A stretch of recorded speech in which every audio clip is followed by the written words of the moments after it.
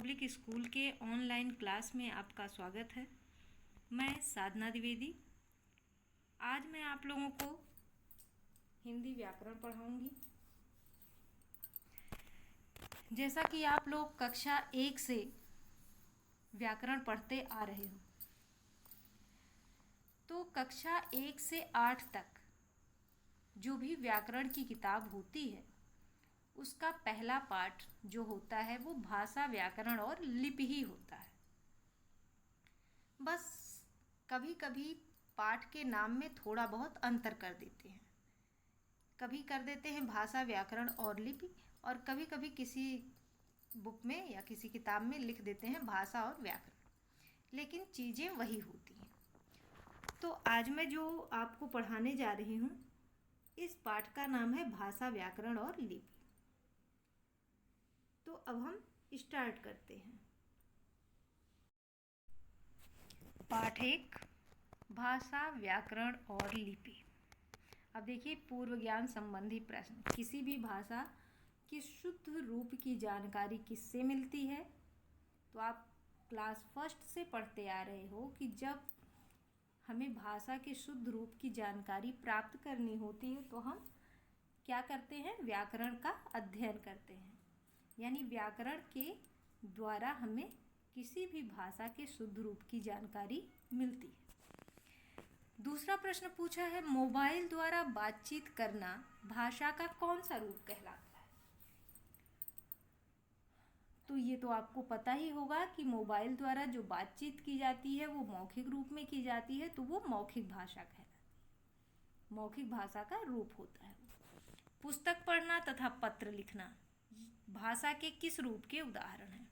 तो पुस्तक पढ़ना और पत्र लिखना, ये जो दोनों रूप हैं, ये भाषा के लिखित रूप के उदाहरण हैं।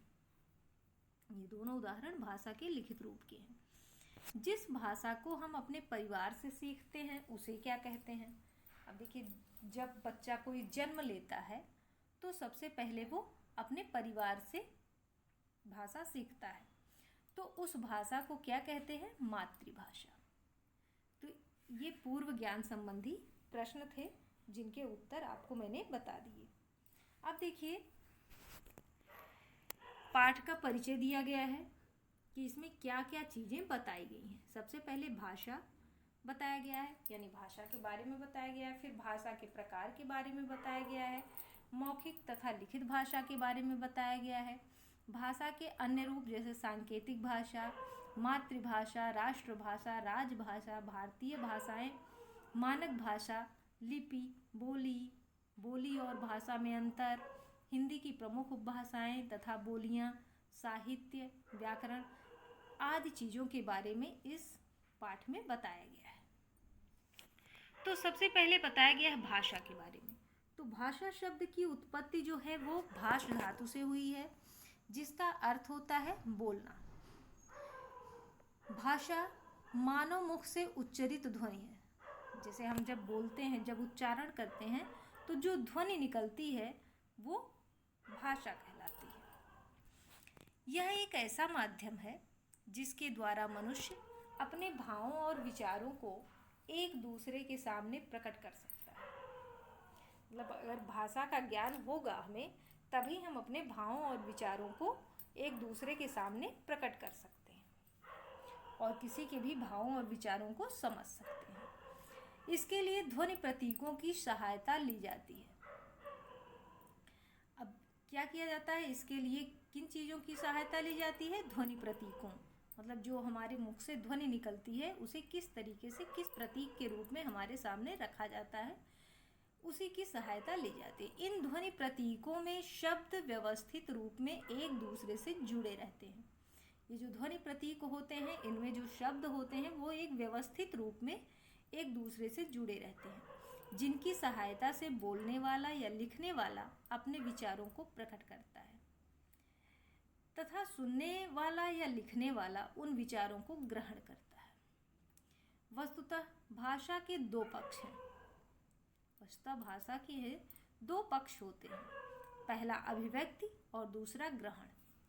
अतः हम क्या कह सकते हैं कि मन के भावों और विचारों को अभिव्यक्त करने या ग्रहण करने के माध्यम को भाषा कहते हैं। भाषा के रूप के बारे में यहाँ पे बताया गया है कि इसका मुख्य पक्ष अभिव्यक्ति ही है।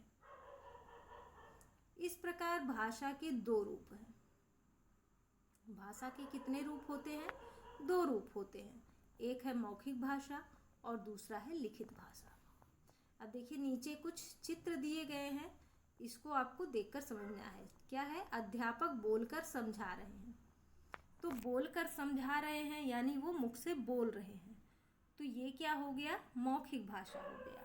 विद्यार्थी पढ़कर समझ रहे हैं, यानी कोई चीज़ लिखी हुई है उस चीज़ को पढ़कर विद्यार्थी समझ रहे हैं, तो यानी ये लिखित भाषा हो। बालक पत्र लिखकर अपने भाव प्रकट कर रहा है, ये भी लिखित भाषा है। नेताजी बोलकर भाषण दे रहे हैं, तो बोलकर भाषण दे रहे हैं तो वो क्या हो गया? मौखिक भाषा हो गया। तो उपर्युक्त चित्रों में भावों तथा विचारों को भाषा के मौखिक तथा लिखित रूप द्वारा समझा और समझाया जा रहा है। अब देखिए सबसे पहले है मौखिक भाषा। मौखिक भाषा में क्या है?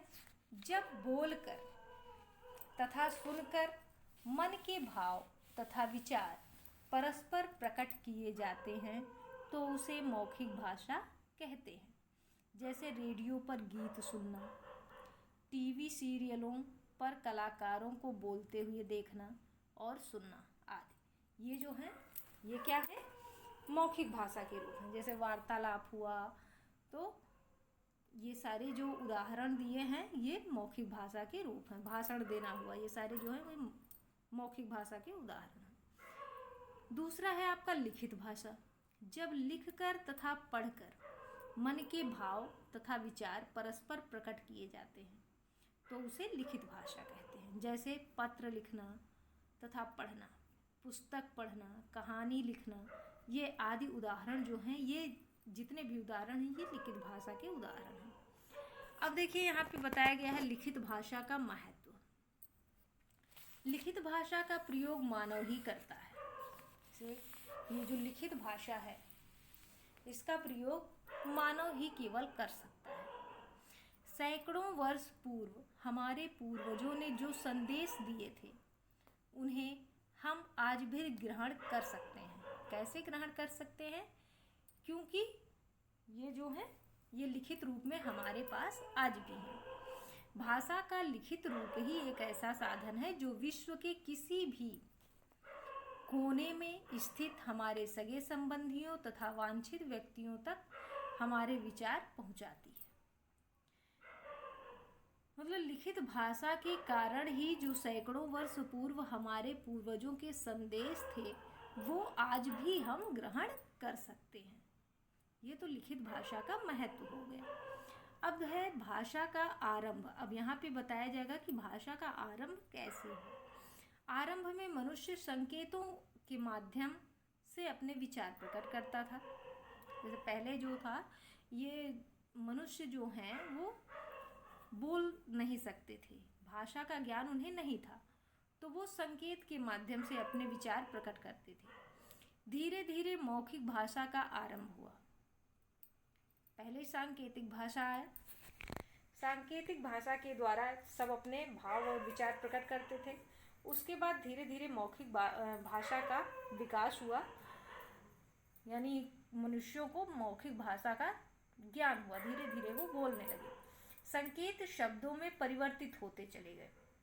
जो सांकेतिक शब्द थे वो परिवर्तित हो गए बोलचाल की भाषा में। एक स्थान से दूसरे स्थान पर जाने के कारण मानव अपनी भाषा को भी वहाँ ले गया। जो मनुष्य है वो सदैव एक स्थान पर नहीं रहता है, तो वो एक स्थान से दूसरे स्थान पर जब गया तो वो अपने साथ अपनी भाषा को भी वहाँ ले गया।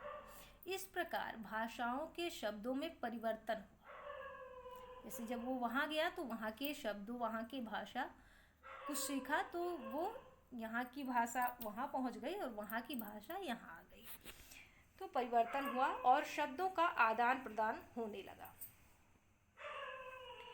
अपने भावों तथा विचारों को अस्थायी रूप प्रदान करने के लिए मानव ने लिखित भाषा का विकास किया।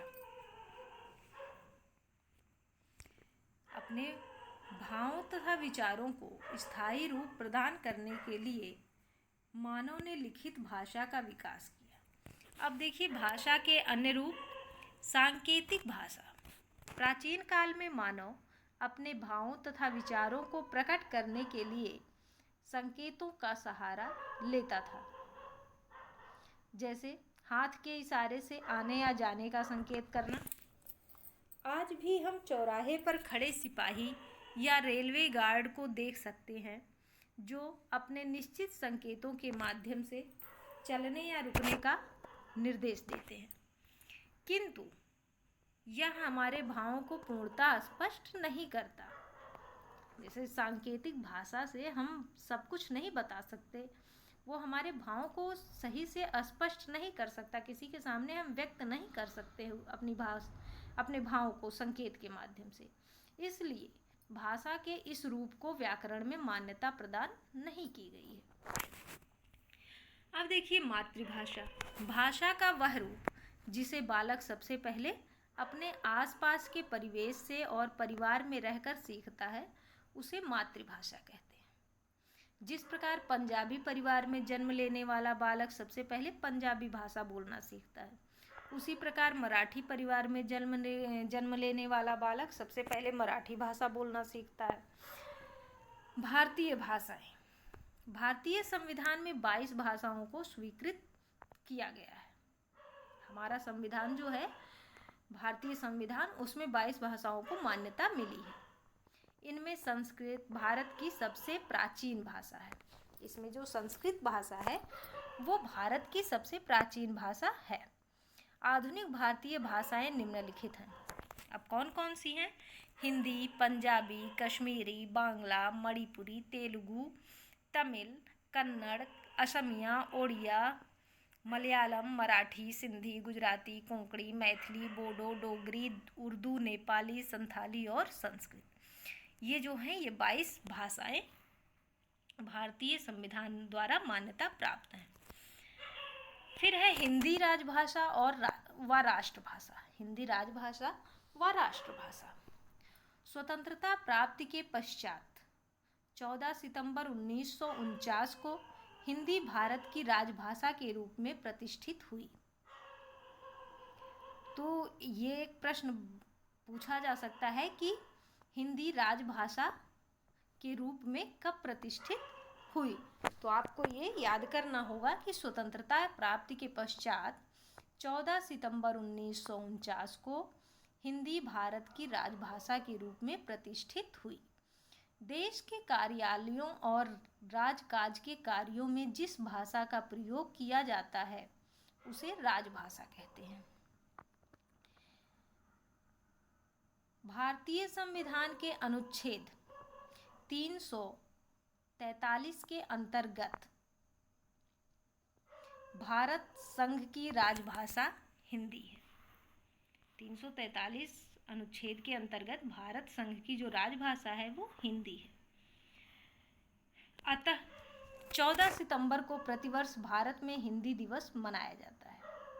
भारत के अधिकांश लोग इसी के माध्यम से अपने समस्त कार्य करते हैं, जिसके कारण हिंदी को भारत की राष्ट्रभाषा स्वीकार किया गया है। मतलब हिंदी जो है वो हमारी राजभाषा भी है और राष्ट्रभाषा भी है। हिंदी उत्तर प्रदेश, बिहार, हिमाचल प्रदेश, मध्य प्रदेश, हरियाणा, राजस्थान, उत्तराखंड, छत्तीसगढ़, झारखंड से लेकर दिल्ली एवं अंडमान निकोबार संघ राज्यों में शासन और शिक्षा की भाषा के रूप में प्रचलित है। हिंदी का मानक रूप। हिंदी का क्षेत्र जो है वो कैसा है? अत्यंत विस्तृत है, यानी बहुत ही ज़्यादा बड़ा है। अतः इसके प्रयोग में अनेक कठिनाइयाँ उत्पन्न होने लगी थीं। से जब किसी चीज़ का क्षेत्र जो होता है वो बहुत बड़ा होता है, यानी वो बहुत दूर में फैला होता है, तो उसके प्रयोग में अनेक कठिनाइयाँ उत्पन्न होने लगती हैं। तो इसी तरीके से हिंदी का जो क्षेत्र है वो बहुत ज़्यादा बड़ा हो गया था, बहुत विशाल है। इस कारण से इसके प्रयोग में अनेक कठिनाइयाँ होने लगी। इसलिए इसमें एक रूपता लाना अति आवश्यक समझा गया। इस दृष्टि से हिंदी को मानक बनाने का कार्य किया गया है। आज भाषा का मानक रूप ही सभी भारतवासियों द्वारा अनुकरणीय है, अतः हमें भाषा का मानक रूप ही अपनाना चाहिए।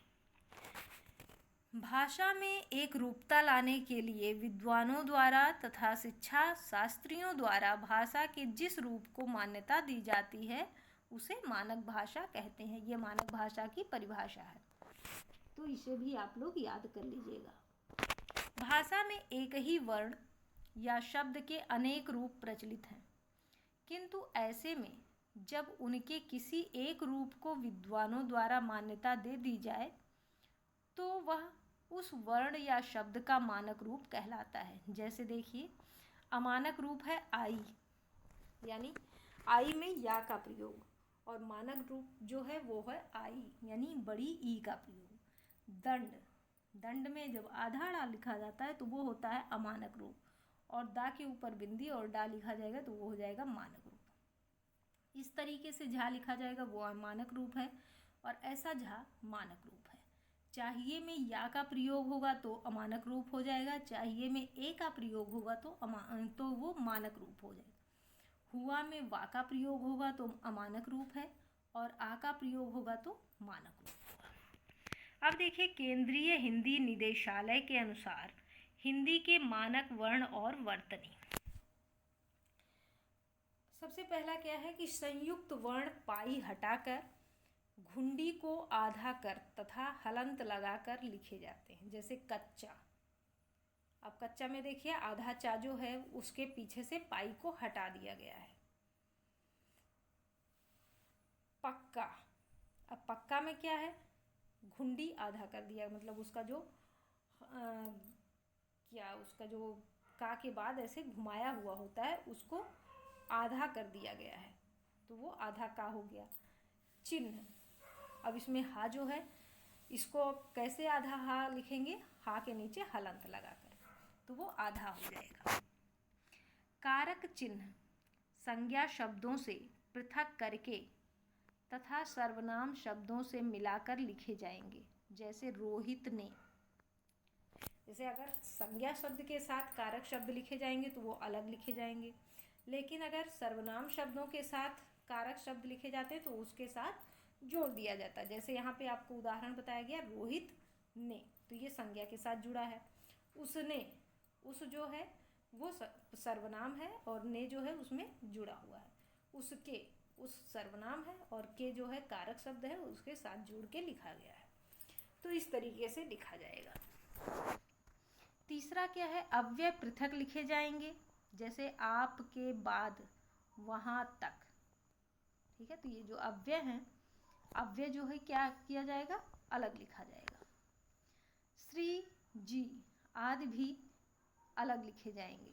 जैसे श्रीमान या शर्मा जी, तो शर्मा जी जो है शर्मा जी उसमें जुड़ेगा नहीं, अलग लिखा जाएगा, और श्री जो है वो हमेशा अलग लिखा जाएगा। री, ली, ली का हिंदी में प्रयोग ना होने के कारण इन्हें हिंदी की मानक वर्णमाला में स्थान नहीं दिया गया है।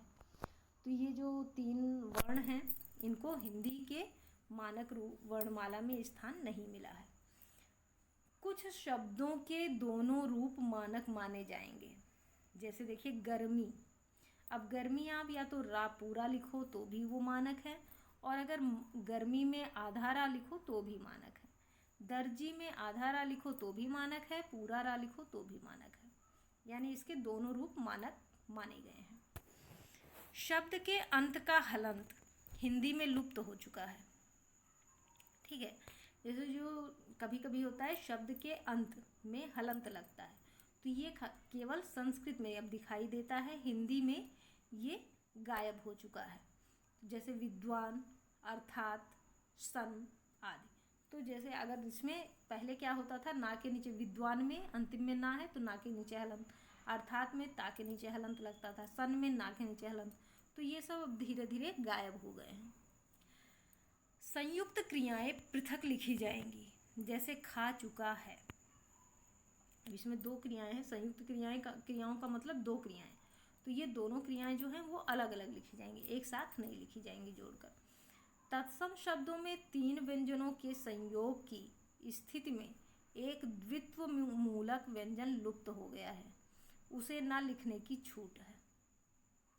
ठीक है, अब जैसे तत्सम शब्द जो है उसमें 3 व्यंजनों का, जैसे 3 व्यंजन से मिलकर बना हुआ है कोई, तो उसमें जो द्वित्व मूलक व्यंजन है वो लुप्त हो गया है, उसे ना लिखने की छूट है।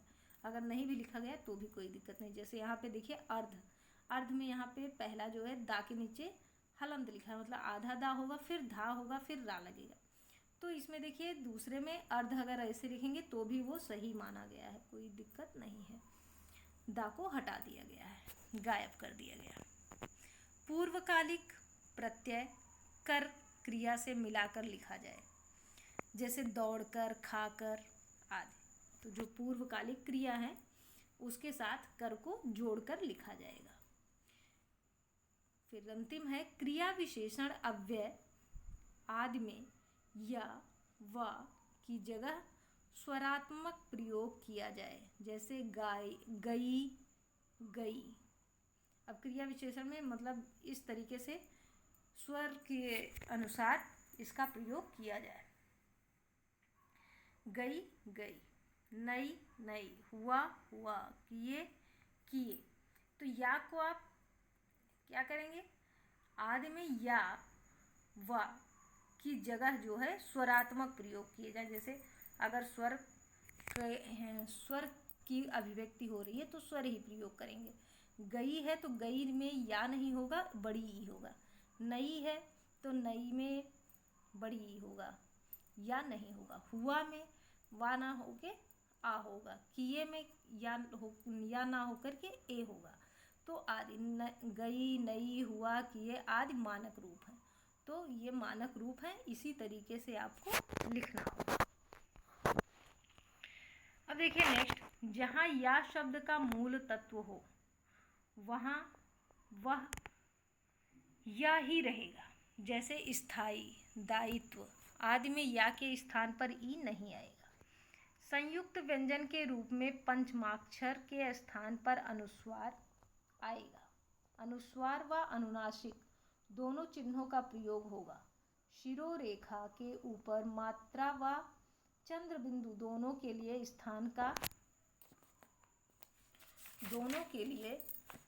स्थान का अभाव हो जाता है। अतएव बिंदु यानी अनुस्वार लगाया जा सकता है। जैसे मैं, में। अन्यत्र चंद्र बिंदु का प्रयोग किया जाना चाहिए। अब देखिए क, ख, ग, जो, फ में से अधिकांश आगत ध्वनियाँ हिंदी उच्चारण में परिवर्तित हो गई हैं। केवल जो, फ ही अभी भी प्रयोग में है। अरबी, फारसी या अंग्रेजी मूलक शब्दों में इनका प्रयोग मानक है। अब देखिए नेक्स्ट है लिपि। भाषा को लिखने का ढंग लिपि कहलाता है। संसार में अनेक भाषाएं बोली जाती हैं। जैसे केवल हमारे भारत में ही 22 भाषाएं हैं, तो उसी तरीके से अगर पूरे संसार को देखा जाए तो संसार में बहुत सारी भाषाएं बोली जाती हैं, जिनकी भिन्न भिन्न लिपियां भी हैं। भारत में भी कई भाषाएं ऐसी हैं जिनकी लिपि अलग अलग है। जैसे संस्कृत, हिंदी ये देवनागरी लिपि है, अंग्रेजी रोमन लिपि है, उर्दू फारसी लिपि में लिखी जाती है, पंजाबी गुरुमुखी लिपि में लिखी जाती है, मराठी देवनागरी लिपि में, कोंकणी देवनागरी में, नेपाली देवनागरी में, जर्मन जो है वो रोमन लिपि में लिखी जाएगी, फ्रांसीसी रोमन लिपि में लिखी जाएगी, बंगाली बांग्ला में लिखी जाएगी। मौखिक भाषा को स्थायी रूप प्रदान करने के लिए कुछ विशेष चिन्ह अंकित किए गए। ये चिन्ह ही लिपि कहलाते हैं। जिस प्रकार प्रत्येक भाषा की ध्वनियाँ और वर्ण अलग अलग होते हैं, उसी प्रकार उनकी लिपि भी अलग होती है। अब बोली है, किसी सीमित क्षेत्र में बोली जाने वाली शब्दावली को बोली कहते हैं। जैसे बोली का जो क्षेत्र होता है वो बहुत सीमित होता है, तो वो सीमित क्षेत्र में जब बोला जाता है जो, उसे बोली कहा जाता है। बोली का प्रयोग बोलचाल के रूप में किया जाता है। प्रायः बोलियों का लिखित रूप नहीं होता। बोलियों में साहित्य की रचना भी नहीं होती, परंतु कुछ बोलियों में लोक साहित्य रचा जाता है। अतः बोली जो है वो विकसित होने पर उपभाषा का रूप ले लेती है। जैसे बोली का अगर विकास होता है तो वो उपभाषा के रूप में सामने आता है। हिंदी की प्रमुख उपभाषाएं व बोलियां। हिंदी की कुछ उपभाषाएं हैं और बोलियां भी हैं। जैसे पश्चिमी हिंदी, हरियाणवी, खड़ी बोली, ब्रजभाषा, कन्नौजी, बुंदेली। पूर्वी हिंदी, अवधी, बघेली, छत्तीसगढ़ी। राजस्थानी हिंदी, मेवाती, मारवाड़ी, मेवाड़ी, जोधपुरी, जयपुरी। बिहारी हिंदी, भोजपुरी, मैथिली, मगही। पहाड़ी हिंदी, कुमाऊनी, गढ़वाली, हिमाचली। अब भाषा और बोली में अंतर। अब आपको यहाँ पे बताया जाएगा कि भाषा और बोली में क्या अंतर है। भाषा का क्षेत्र विस्तृत होता है, जबकि बोली का प्रयोग एक सीमित क्षेत्र में ही किया जाता है। भाषा का अपना लिखित साहित्य होता है, जबकि बोली का प्रयोग साहित्य रचना में नहीं किया जाता। भाषा बोली का विकसित रूप है, जबकि बोली में लोकगीत व लोक कथाओं की रचना होती है। व्याकरण। व्याकरण एक ऐसा शास्त्र है जिसके माध्यम से हमें किसी भी भाषा के शुद्ध लिखने, शुद्ध पढ़ने व शुद्ध बोलने का पता चलता है। भाषा के शुद्ध रूप का ज्ञान व्याकरण के बिना असंभव है। अतः व्याकरण वह शास्त्र है जिसके द्वारा हम किसी भी भाषा के शुद्ध रूप का ज्ञान प्राप्त करते हैं। तो ये व्याकरण का परिभाषा है। जब भी व्याकरण की परिभाषा आपको लिखने के लिए कहा जाए तो आप लिखोगे व्याकरण वह शास्त्र है जिसके द्वारा हम किसी भी भाषा के शुद्ध रूप का ज्ञान प्राप्त करते हैं। फिर है व्याकरण के अंग। अब देखिए यहाँ व्याकरण के बारे में क्या दिया गया है। वर्ण है, शब्द है, वाक्य है। शब्द स्तर पर, पद स्तर पर, यहाँ पे 3 भाग बताया गया है।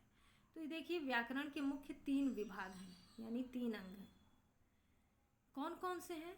सबसे पहले है वर्ण विचार। इसमें वर्णों के रूपों के ज्ञान, प्रकार, उच्चारण व लिखने की विधि पर विचार किया जाता है। शब्द विचार है। इसमें शब्दों के भेद, रूप तथा बनावट आदि के विषय में विचार किया जाता है।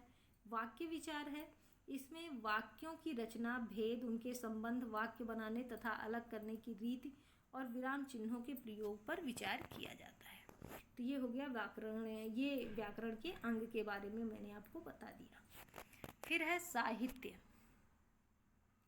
साहित्य क्या है? किसी भी भाषा के ज्ञान का संचित कोश साहित्य कहलाता है। ये साहित्य की परिभाषा है कि किसी भी भाषा के ज्ञान का संचित कोश साहित्य कहलाता है। प्रत्येक भाषा के विद्वानों द्वारा जो ज्ञान लिपिबद्ध कर सुरक्षित किया जाता है उसे साहित्य कहते हैं। साहित्य के रूप।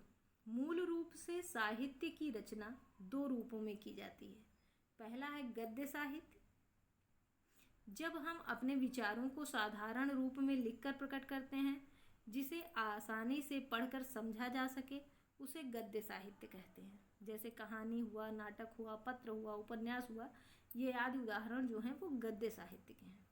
और दूसरा होता है पद्य साहित्य। जब हम अपने विचारों को काव्य रूप यानी कविता में लिखकर प्रकट करते हैं तो उसे पद्य साहित्य कहते हैं। जैसे गीत, दोहा, छंद, कविता आदि। तो ये जो उदाहरण है ये पद्य साहित्य के हैं। अब देखिए हम इस पाठ में क्या सीखे। तो सबसे पहले क्या सीखे? भाषा भावों तथा विचारों के आदान प्रदान का माध्यम है। दूसरा क्या सीखे? मुख से उच्चारित भाषा कौन सी भाषा होती है? मौखिक भाषा कहलाती है। तीसरा है भावों तथा विचारों को लिखकर प्रकट करने तथा पढ़कर समझने के लिए प्रयुक्त भाषा लिखित भाषा कहलाती है। संकेत द्वारा भावों या विचारों को प्रकट करने के लिए प्रयुक्त भाषा सांकेतिक भाषा कहलाती है। अपने परिवार से सीखी जाने वाली भाषा मातृभाषा कहलाती है। संपूर्ण राष्ट्र में बोली जाने वाली भाषा राष्ट्रभाषा कहलाती है। जिस भाषा में राजकीय अथवा शासन संबंधी कार्य किए जाते हैं उसे राजभाषा कहते हैं। सीमित क्षेत्र में बोली जाने वाली भाषा बोली कहलाती है। ध्वनियों या वर्णों को लिखने के लिए निश्चित चिन्हों की व्यवस्था लिपि कहलाती है। शिक्षाविदों तथा विद्वानों द्वारा भाषा का स्वीकृत रूप मानक भाषा कहलाता है। भाषा के नियमों का ज्ञान व्याकरण से होता है। व्याकरण के 3 विभाग हैं: वर्ण विचार, शब्द विचार, वाक्य विचार। फिर ज्ञान का संचित कोश साहित्य कहलाता है। तो ये इतने टॉपिक जो हैं हम इस पहले पाठ में पढ़े हैं और इसके बारे में जानकारी प्राप्त की है।